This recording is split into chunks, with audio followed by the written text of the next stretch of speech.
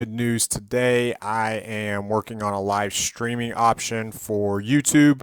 So during NFL, we're going to test it out here a little bit. So for NFL, we'll be able to talk and communicate while we get lineup actives and inactives and break down the slates for the day. So working towards that, trying to get everything going and should be able to get things rolling pretty quickly. So we're going to try this out, and I'm going to see how it kind of works. And now that I got my computer back, I can do a little bit more of these things, and we should be able to get some things going here pretty quickly.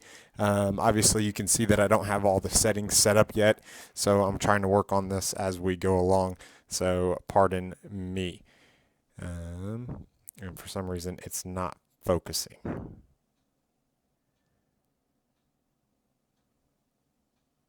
All right, there we go.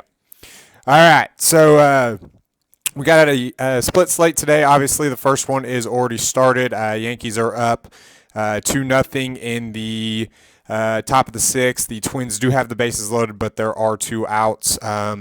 So if you are loading up with them today, then you should be pretty good. As long as Joe Mauer can come through here, you can start racking up some points because they haven't gotten a lot so far. So we're going to break down the night games tonight. The evening slate is something that is always going to be fun as far as DFS is concerned, just because of the proponency for a lot of things to happen all at once. So it's kind of nice to be able to have split slates. I can't wait till NFL. We do have some college football stuff to get to at the end of the podcast or at the end of the show. So we should be able to pretty much satisfy any appetite that is out there for your DFS pleasure. So first things first, we're going to break down the games and go through that, and then we will get to the industry news. So first game is the Diamondbacks versus the Pittsburgh Pirates. We have Robbie Ray versus J.A. Happ. Happ is a minus 152 favorite, and this total is at 8. I like the righties of the Diamondbacks. A.J. Pollock, Paul Goldschmidt, Wellington Castillo, Yasmani Tomas. They are all going to be in play for me. If I need to save some money, I don't mind Chris Owings and Nick Ahmed. If you want to go a little bit off the beaten path, maybe David Peralta if he's in the lineup, but it wouldn't surprise me for him to get a day off today. So that'll be something to kind of watch for and make sure that happens. Hopefully you will those lineups will be released, and we'll be able to make some adjustments accordingly. So for the Pirates against Robbie Ray, Starling Marte, Andrew McCutchen, Aramis Ramirez, Jung Ho Kong, and Michael Morse are all going to be in play. If Michael Morse is in that lineup tonight instead of Pedro Alvarez, then I absolutely love Michael Morse as a punt first base option. The Pirates are all in play. This total is a little bit higher than it normally would be at PNC, so kind of take advantage of it. Hopefully we can get some good stuff going. So next game we have the New York Mets and the Baltimore Orioles, and this game is a little confusing for me. The reason I say that is Noah Syndergaard is a underdog in a low-scoring game. It's the total's only 7.5. He's going up against Ubaldo Jimenez, and I'm not sure what to think about it, to be quite honest. You know me, I like Ubaldo. I like Ubaldo at home, but Noah Syndergaard is Thor. He's a superhuman. So this is a little confusing for me. So I'm not too sure on how to kind of attack it yet. I've been doing some research, And both, or Baldo has a propensity to kind of blow up more than Syndergaard does, and so if you're going to throw a GPP team out there, then both of these pitchers, in my opinion, are in play, just because of the extreme strikeout potential that you could have. But as far as hitters, maybe with the Orioles expected to score more than 4 runs, maybe load up on them. So Adam Jones, Chris Davis, Matt Wieters, I think they all could be in play. So maybe we can get them and capitalize on chaos and get that all taken care of. So next game is the Blue Jays and the Phillies. We've got Mark Burley going against Adam Morgan, and stack the Blue Jays. Yep, stack the Blue Jays. So the Phillies might not even be I think they're going to be lower owned tonight, especially in tournaments, because everybody's going to be off of them. I believe Burley just threw against them a couple starts ago. Maybe not. I thought he had. But this total is at a 9. Adam Morgan is a gas can, so you got to make sure that you get exposure on both sides of the plate. This might not be one of those bad pivots if you're going to fade Coors again tonight, which turned out to probably not be a good situation if you did it last night. So next game is the Indians and the Red Sox. We got Corey Kluber going against Joe Kelly, and a lot of high-scoring games it looks like tonight. Looks like we've got the Indians and the projected to score over 4.5 runs. We've got the Red Sox projected to score just under 4 runs. I'm more apt to take Indians tonight against Joe Kelly, but keep in mind they are going to be extremely highly owned because Joe Kelly is somebody that the industry likes to pick on with extreme prejudice. So I don't mind the Indians, but I will probably just pick and choose my spots with them. Michael Brantley, Carlos Santana, Francisco Lindor, Abraham Almonte. I like all of them. So next game is going to be the Royals and the Reds. Jeremy Guthrie going against Cavius Sampson. And we know what we say about Guthrie. He is somebody we like to target with left-handed bats. So we are going to go Joey Votto, Jay Bruce, Tucker Barnhart if he's in the lineup. Let's see here. I don't mind Billy Hamilton in this one either, but his upside's limited because of the strikeout potential, or not the strikeout potential, the stolen base potential is gone. Brandon Phillips is 6 for 9 with a home run against Guthrie, so that's something to make sure you look for as well. Next game is the Giants and the Cardinals, and I was all over Lance Lynn last night, and it was fantastic, except for the fact that the Cardinals' offense is absolutely horrible right now. Their starting outfield was Tommy Pham, who was it? Steven Piscotty and Brandon Moss. So you're talking about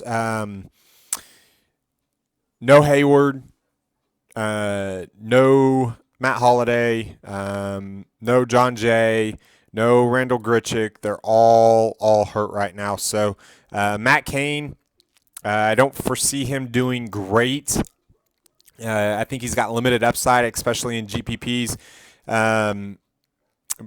But it might not be a bad idea because all you're basically looking at, if Hayward's out of the lineup again, is that infield. And that could be a not so good way to go. So that's going to be extremely, extremely weird.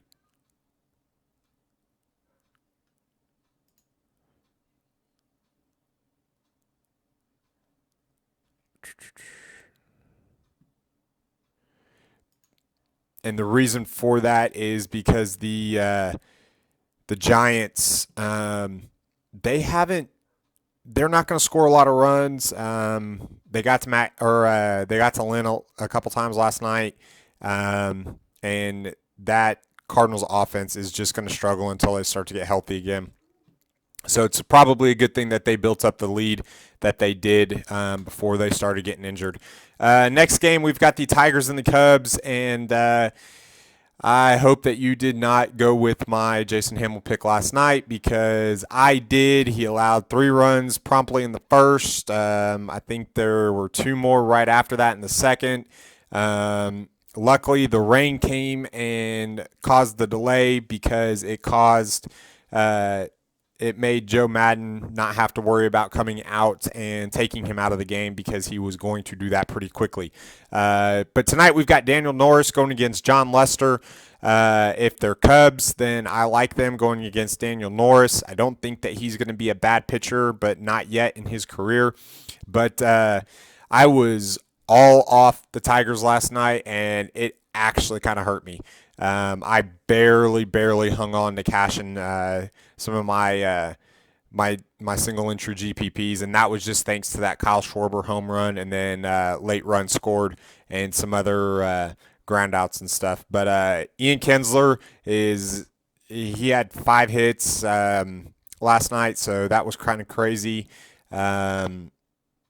Miguel Cabrera, JD Martinez, they're all good. Anthony Gose had a monster game last night. I think he had like 13 FanDuel points. So they got steal potential against John Lester tonight. So keep in mind though that Ross will be behind the plate, and the last 3 games I think that I've seen that have had Ross and Lester paired up, Ross has thrown out at least 1 guy.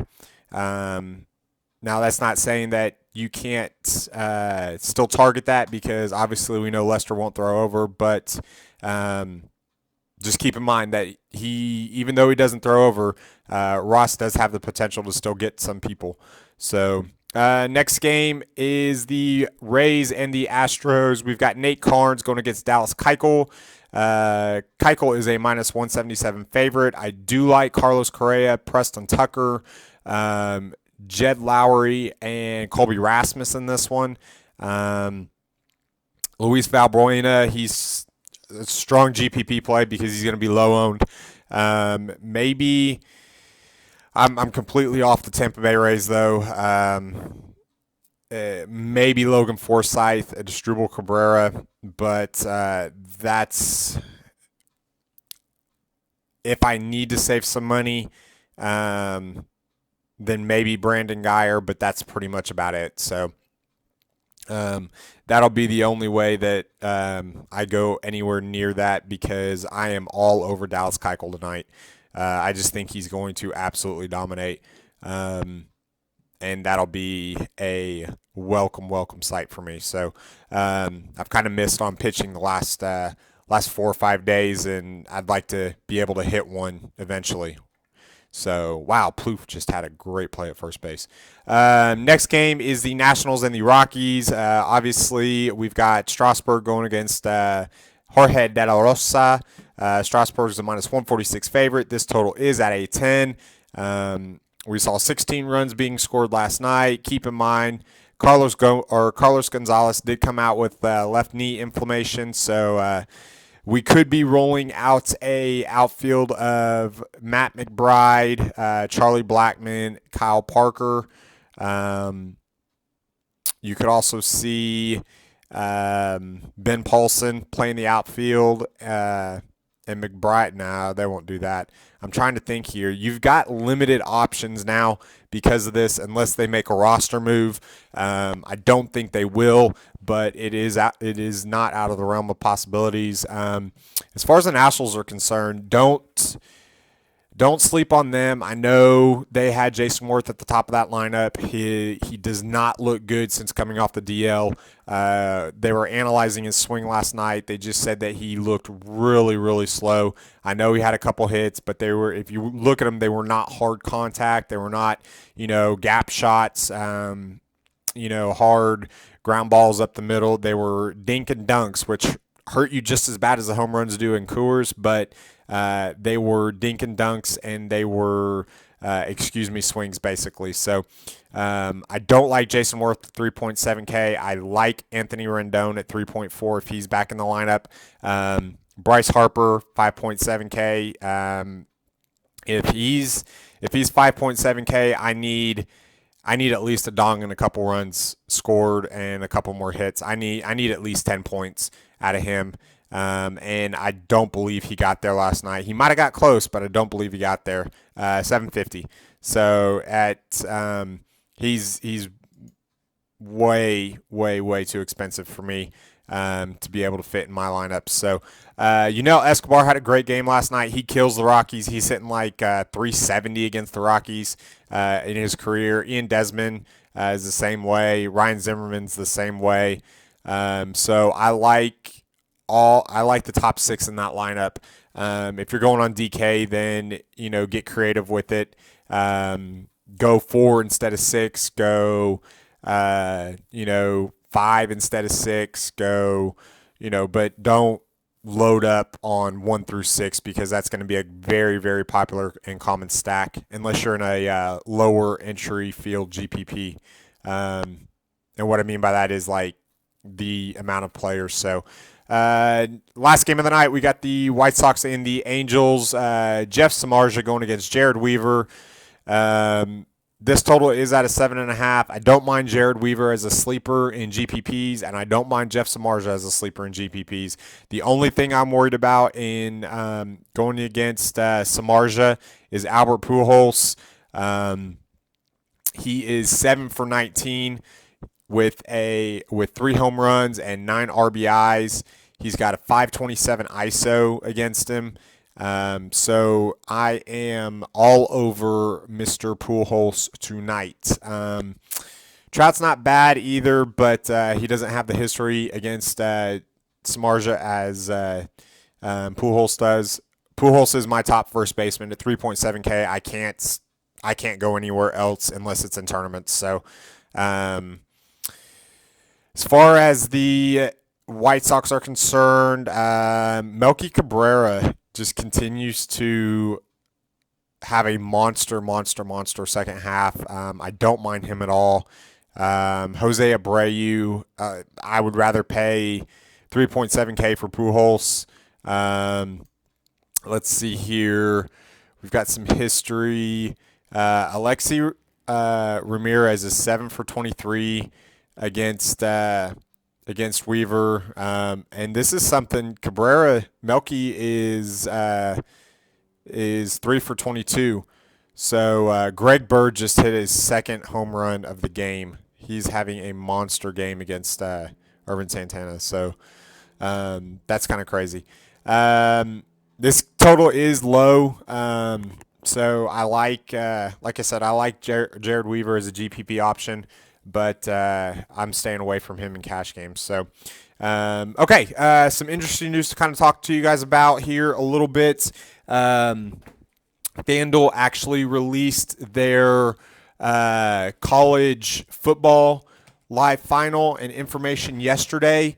It is going to be at the Playboy Mansion.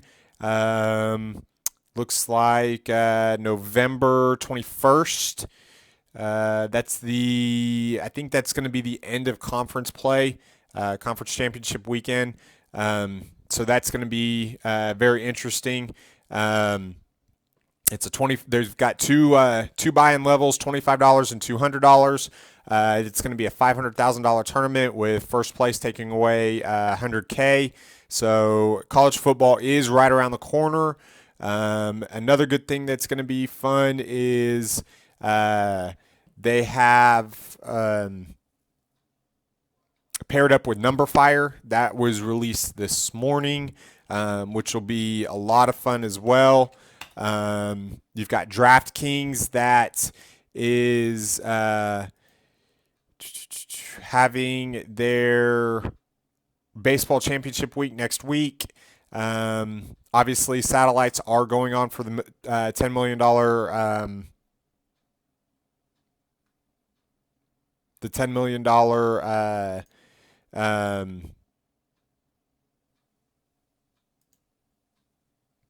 week one football season. Sorry, I just got a couple notices on DK. I haven't been over there this morning yet. They do have the King of the Hill battle tonight over there. It's $9 buy-in. And let's see, FanDuel has some great stuff going on tonight as well in MLB. They've got, it looks like a $125,000 grand slam. Obviously, a lot of satellites for their $5 million Sunday Million. So a lot of good stuff going on. I got some more stuff I'll hit on later on in the week. Look for the football article to be out a little bit later on, and look to have